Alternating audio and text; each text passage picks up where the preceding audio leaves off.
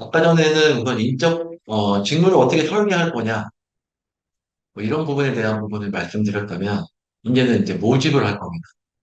이 모집 부분 모집하고 이제 선발하는 부분 설명드리고 이제 이번 시간 맡길 건데요. 모집을 할 때, 투자라티는 뭐 세 가지 분류 방법이 있긴 합니다만, 내부 모집과 외부 모집으로 갈 수가 있습니다. 그럼 표를 보는 게 제일 편하실 것 같아요. 내부 모집과 외부 모집이 있는데, 내부 모집은 이제 읽어보시면, 현재 우리 회사 내부에 있는 사람을 만약에 뭐 우리 회사가 매장을 하나 운영하게 됐다라던가 이런 경우에 한 번 더 혹시 뭐 이쪽에서 근무하고 싶은 분이 있는지 아니면 다른 직무를 근무하고 있는 사람인데 혹시 외식에서 근무하고 싶은 사람이 있는지에 대한 부분을 내부 모집으로 진행하는 부분이 있고요. 그다음에 연고 모집하고 일반 공고 모집이라는 게 있는데 연고 모집은 어떻게 보면 이게 뭐 쉽게 연고니까 말 그대로 쉽게 표현하면 뭐 예를 들어서 제가 매장을 운영하나를 하게 됐는데 밖에 뭐 점장을 제가 맡게 됐다. 그럼 매니저와 팀 멤버와 캐치 뭐 이런 지원이 필요하다. 그러면 뭐 아는 사람 통해서 예전에 경험상으로 알치던 분들을 통해서 혹시 사람을 소개해 줄 수 없겠니? 뭐 이런 부분을 통해서 진행하는 부분이 있고요.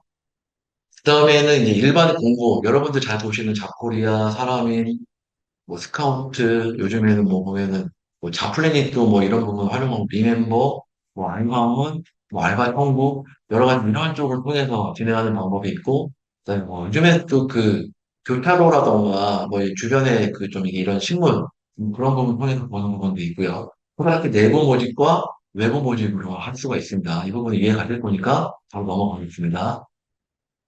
외부 모집에 방금 말씀드린 거 한번 읽어보시면 될 것 같고요. 인턴 자원의 통발. 저도 되게 면접을 많이 봤습니다. 저는 현재 일선에서 본부장이라는 직함을 갖고 있는데, 이제 말이 본부장이고, 솔직히 보면 어떻게 보면 여러 개 매장을 운영하는 사람의 맨 위라고 보시면 될 것 같아요. 아직도 매장에 방문해서 직원들 매장을 어떻게 운영하고 있는지에 대한 부분 체크를 하고요. 아까 서두에 말씀드렸지만, 그, 매식 인적 자원에 보면 매장을 지원하는 게 있고, 매장에서 실질적으로 움직이는 사람이 있다고 그랬잖아요. 어차피 맨 처음에 시작은 매장의 실무자입니다. 저도 어차피 매장 실무에 한 10년 정도 근무를 했었기 때문에, 좀 여기서 좀 약간, 그냥 여러분들 아시는지 모르지만, 처음에 대학 졸업하고 바로 사업을 좀 시작했었고요. 한 5년 정도 제 나름대로 양식집을 경영했었고, 그 후에는 여러분들이 아실지 모르겠는데, 어, 베니건스라는 브랜드가 있고요. 아마 모르시겠죠? 좀 쉽게 이해하시기 좀 편하게 말씀드리면, 아웃백 스테이크하우스가 아직 남아있죠, 우리나라에는. 아웃백 스테이크하우스 비슷한 베니거스나 TGI 프라이데이, 페미레스토랑이가 한 5년 정도 근무를 했었습니다. 페미레스토랑에는 점장 근무까지 했었는데요.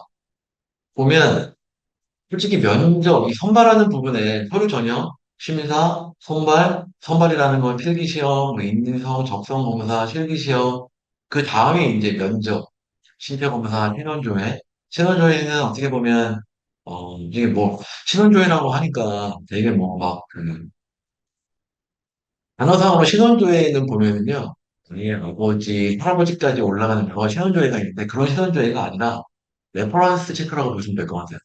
예를 들어서 이력서에 보니까 가령 예를 들어서 놀부에서 근무했던 적이 있다거나 아니면 여기 환경계획에서 운영하는 뭐 천연다방에서 근무한 적이 있다거나 그러면 이제 경력조회를 어떻게 하냐면 이제 저같이 통상 한 20년 지금 제가 이제 25년 차인데 이 정도 하게 되면 이제 중간중간에 각 회사마다 어, 어, 그냥 저하고 같이 근무하다가 이직을 해서 그 회사에 근무할 수도 있고 아니면 여러 뭐 생산성 본부라든가 능률협회라든가 아니면 한국 프랜차이즈 협회라든가 여러 가지 외식 단체에서 운영하는 교육대 만났을 수도 있고요. 이렇게 하면 여러 네트워크가 조성이 되기 시작하면 이제 조회를 해보죠. 제가 이름을 하나만 그냥 제일 빨리 들어오신 김건우님을 예로 들면 뭐, 요즘에 어떻게, 요즘 어때? 너 혹시 김건우라고 알아? 알아. 그분 어때? 이 정도가 경력줄이라고 생각하시면 될 것 같아요. 그럼 그분이 어떻게 말씀을 해주시겠죠? 네, 그 부분 보시면 될 것 같고. 이 부분 이제 선발이 어떤 식으로 이루어진다라는 과정을 한번 보신 것 같고요. 그 다음에 이제 자세하게 서류 전형은 어떻게 할 거냐, 선발은 어떻게 할 거냐, 그 면접은 어떻게 할 거냐, 그 다음에 이제 면접하는 방법에는 여러 가지 방법이 있는데 어떤 방법으로 면접을 볼 거냐, 그 다음에 시험조에는 어떻게 레퍼런스 체크는 어떻게 할 거냐, 그다음에 신체 검사는 어떻게 할 거고, 그다음에 채용은 어떻게 결정할 거냐라는 부분이 있는데, 어, 여러분 아마 요즘에 보면 대부분 그 채용 시험이나 이런 그 관공서나 이런 부분 보면 NCS 기준으로도 많이 시험 보시는 것 같아요. NCS에 보면은 면접 기법도 이게 기본적으로 많이 나옵니다. 집단 면접, 위원회 면접, 복수 면접, 1대1 면접, 스트레스 면접, 성정센터 면접, 인턴십 제도 여러 가지 면접 기법을 활용하는 경우가 있는데 제 개인적으로 말씀을 드리면 저 같은 경우에는 통상 예를 들어서 뭐, SPC 대기업이나, 아니 뭐, BHC, 뭐, 이런 정도 BBQ, 뭐 대기업 같은 여러 가지 뭐 복수 면접을 보는 경우도 많이 있고요. 위원회 면접을 많이 보는 경우도 있고, 통상 여러 가지 면접을 많이 활용합니다.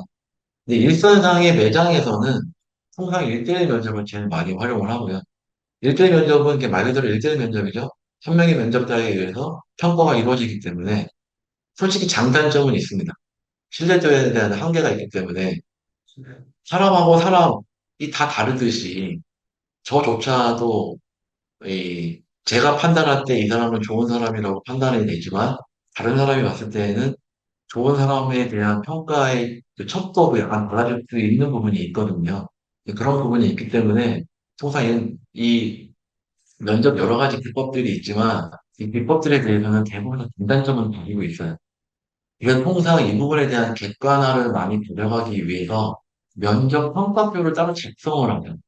그래서 면접 평가표에는 아까 전에 서두에 말씀드렸던 직무 명세와 직무 기술서가 기본이 되고 그 회사에 대한 기본적인 그 브랜딩 되어 있는 환경기획이라는 회사에서 운영하는 청년다방이나 치치나 뭐 이런 브랜드는 어떤 인재상이 필요해. 그 인재상에 대한 내용이 평가표에 들어가고 그 다음에는 실무적인 내용으로 이 사람은 어느 정도의 경력이 있고 어느 정도 어느 분야에서 경력이 있기 때문에 이 정도 필요해.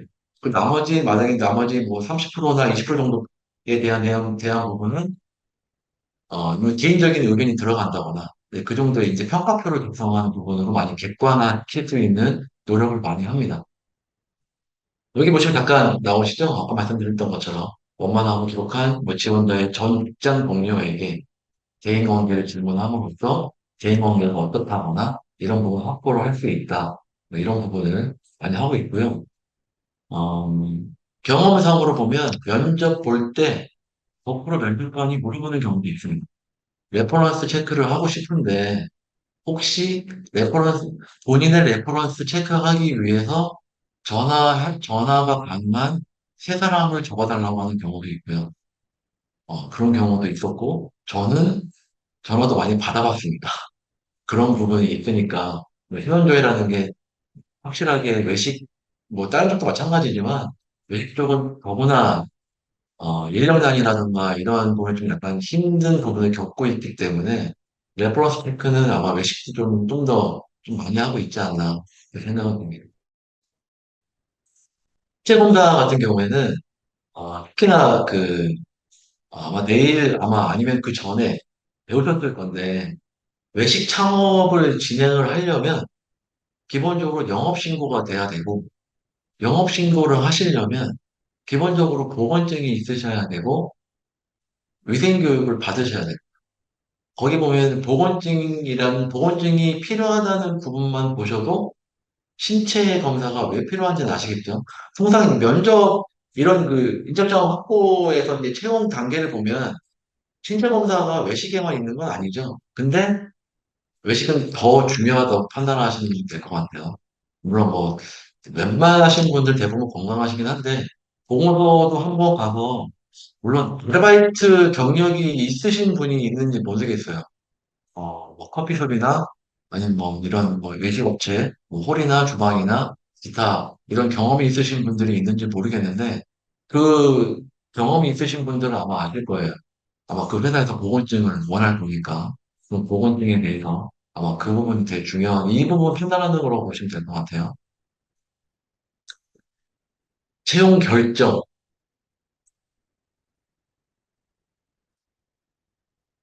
이 부분은 아시죠? 블로그였어? 채용 결정은 제가 하는 방법은 NCS, NCS가 아마 국가기술 거기도 이제 외식, NCS 페이지를 네이버에서 검색하셔갖고 들어가셔서 보시면 외식 서비스라고 13번인가가 아마 지금 직무가 나와 있을 겁니다. 그 직무에 들어가게 되면 조리하는 방법, 그다음에 뭐 여러 가지 매장 운영하는 방법 들어가게 되면 거기에도 인적 자원 관리를 어떻게 할 거냐, 교육을 어떻게 할 거냐, 훈련을 어떻게 할 거냐에 대한 NCS 기본적인 내용이 나와 있긴 합니다. 참고해서 보시면 될 것 같고요. 거기도 보면 채용 결정에 대한 부분이 나와 있습니다. 채용 결정에 대한 부분은 저는 웬만하면 통상적으로 별 문제가 없을 것 같다. 그러면 저는 바로 그 자리에서 얘기합니다. 언제부터 출근이 가능하신지에 대한. 아니면, 통상적인 부분은, 이게 뭐 종합적인 뭐, 아까 그, 복수로, 만약에 면접관이 여러 명 해가지고 면접 보시는 분도 여러 명 해서 봤다면 종합적인 판단이 필요하겠지만, 통상적으로 1대1 면접을 진행하거나 이런 식으로 진행하게 되면 언제까지 답변을 주겠다라는 부분. 그리고 언제까지 답변을 불합격이나 합격이나에 대한 통보를 주겠다. 그리고 그 통보에 대해서 되게 중요하죠. 여러분들 아마 그 채용에 한번 그 그러니까 경험이 있으신지, 입사 지원의 경험이 있으신지 모르겠는데, 예전에 제가 경험한 거를 비추면, 면접은 보고 왔어요. 느낌은 되게 좋았어요. 느낌 좋았는데, 연락이 안 와. 1주가 지나고, 2주가 지났는데 연락이 안 와요. 그러면 그 연락을 못 받는 사람의 입장을 한번 생각해 보시면 될 것 같아요.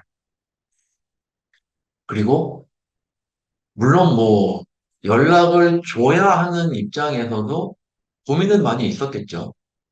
그런데 이런 부분에 대한 부분을 거꾸로 생각을 하시게 되면, 좋은 인적 자원을 확보하기 위해서 요즘에는 어떤 식으로 해야 되냐. 예전에 인사 관리할 때는 그냥 면접 보고 연락 안 오면 연락 안 하면 그냥 그만이었거든요. 근데 요즘에는 그렇지 않습니다.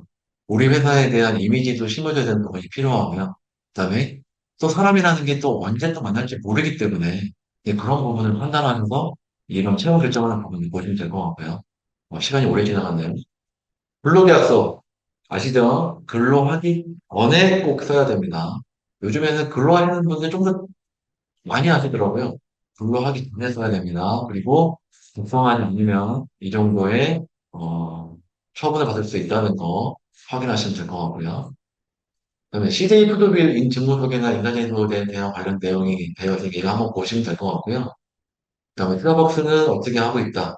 조직 문화를 어떻게 만들어가고 있고 채용을 어떻게 하고 있고 평가 보상을 어떻게 하고 있다. 지금 이런 게 보면 CJ 푸드빌 홈페이지에 나와 있는 거죠. 그리고 신세계 채용 그 스타벅스 홈페이지가 이렇게 나와 있어요. 나와 있는 거 보시게 되면 SBC도 마찬가지고요. 요즘에는 우리 회사가 이런 회사다. 우리 회사는 여러분에 대한 꿈을 키울 수 있고 여러분이 우리 회사에 입사하기만 하면 어떤 식으로 양성을 해줄 거고 교육을 심어줄 거고 그게 여러분들한테 정말 좋게 될 거다라는 부분을 계속 심어주고 있잖아요.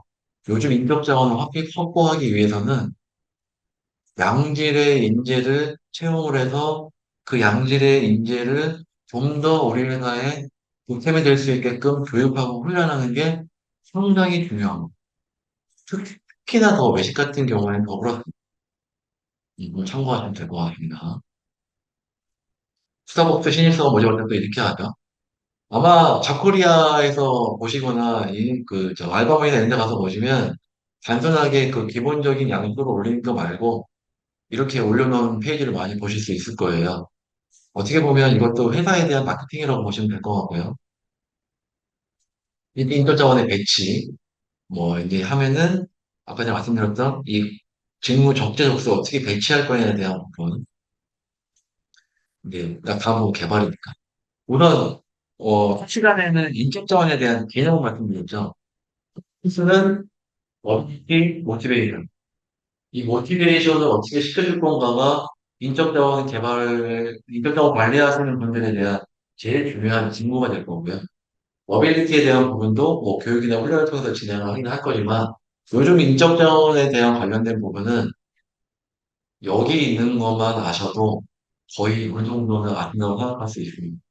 인적 자원 관련된 부분은 뭐 이렇게 데이터라던가 아니면 뭐 기술적인 측면이라던가 물론 여러 가지 이론적인 부분에 대한 숙습이 필요하지만 인적 자원이라는 거는 사람과 사람이 관련돼서 관계가 필요하다는 거 그런 부분이 제일 중요하다고 생각하시면 될 것 같습니다.